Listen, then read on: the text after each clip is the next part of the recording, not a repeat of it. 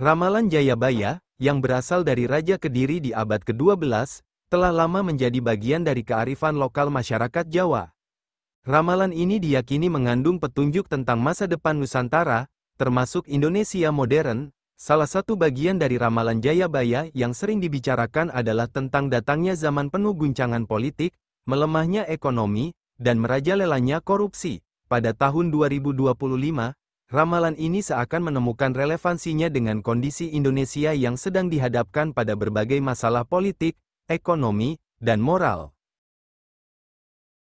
Ramalan Jayabaya menyebutkan tentang datangnya zaman edan, atau zaman kegilaan, di mana orang-orang akan kehilangan akal sehat dan moral. Pada zaman ini, jabatan dan kekuasaan akan menjadi tujuan utama, bahkan jika harus dicapai dengan cara yang tidak benar.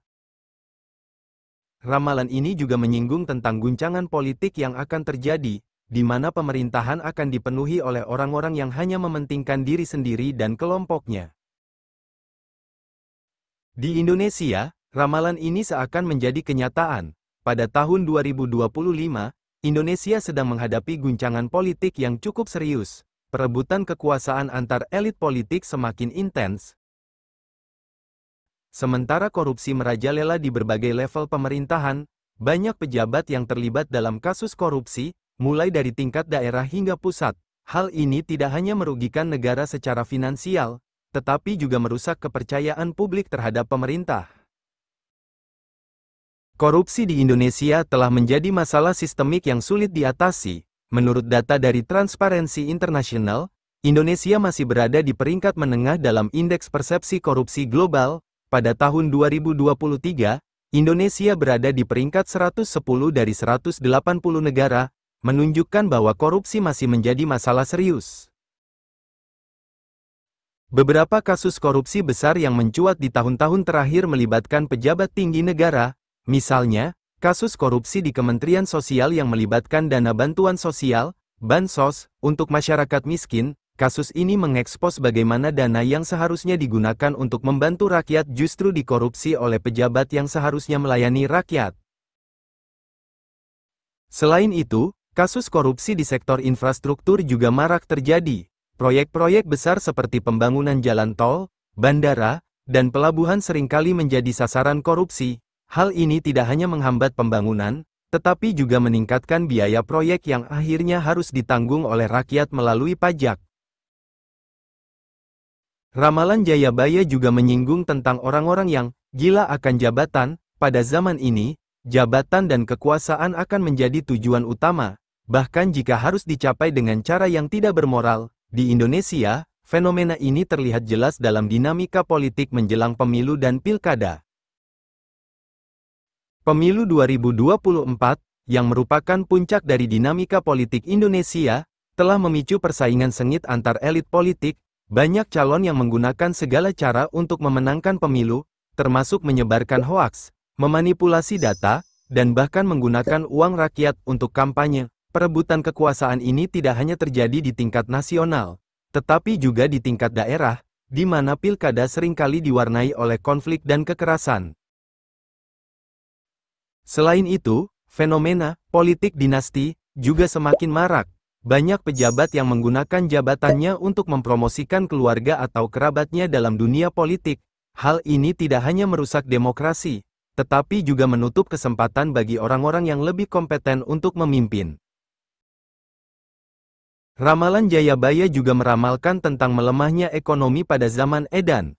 Di Indonesia, hal ini terlihat dari pertumbuhan ekonomi yang melambat dan ketidakstabilan pasar. Korupsi yang merajalela telah menghambat investasi dan pembangunan, sementara guncangan politik telah menciptakan ketidakpastian bagi dunia usaha. Pada tahun 2025, Indonesia masih berjuang untuk pulih dari dampak pandemi COVID-19 yang melanda dunia pada tahun-tahun 2020 sampai tahun 2022. Meskipun pemerintah telah mengeluarkan berbagai kebijakan untuk memulihkan ekonomi, korupsi dan inefisiensi dalam birokrasi telah menghambat upaya tersebut. Banyak dana pemulihan ekonomi yang tidak sampai ke tangan yang tepat, sehingga program-program bantuan tidak berjalan efektif.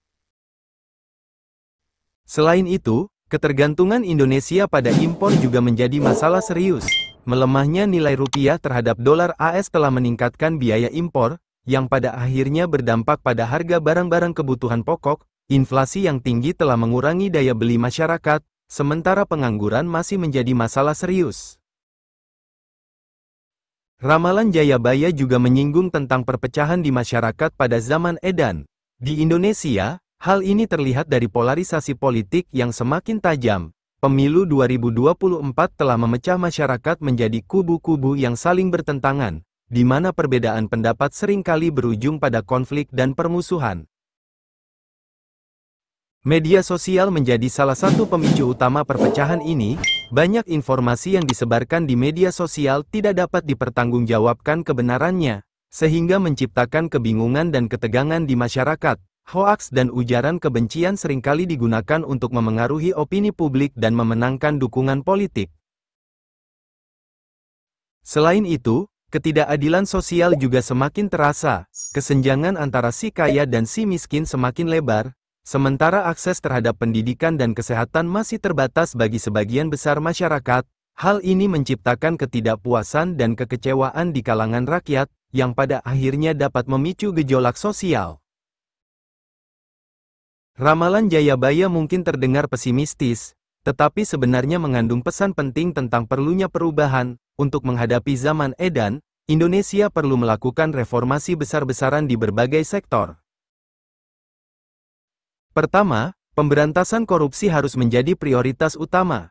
Pemerintah perlu memperkuat lembaga-lembaga anti korupsi seperti KPK dan memberikan mereka kewenangan yang lebih besar untuk menindak tegas para koruptor. Selain itu, transparansi dan akuntabilitas dalam pengelolaan keuangan negara juga harus ditingkatkan. Kedua, sistem politik perlu direformasi untuk mencegah politik dinasti dan perebutan kekuasaan yang tidak sehat.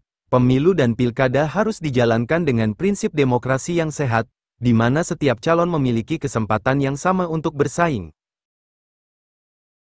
Ketiga, ekonomi perlu didorong dengan kebijakan yang pro-rakyat. Pemerintah harus fokus pada pembangunan infrastruktur, peningkatan kualitas pendidikan, dan penciptaan lapangan kerja. Selain itu, ketergantungan pada impor harus dikurangi dengan mendorong industri dalam negeri. Terakhir, masyarakat juga perlu diajak untuk lebih kritis dan bijak dalam menyikapi informasi. Pendidikan literasi media harus ditingkatkan agar masyarakat dapat membedakan antara fakta dan hoaks.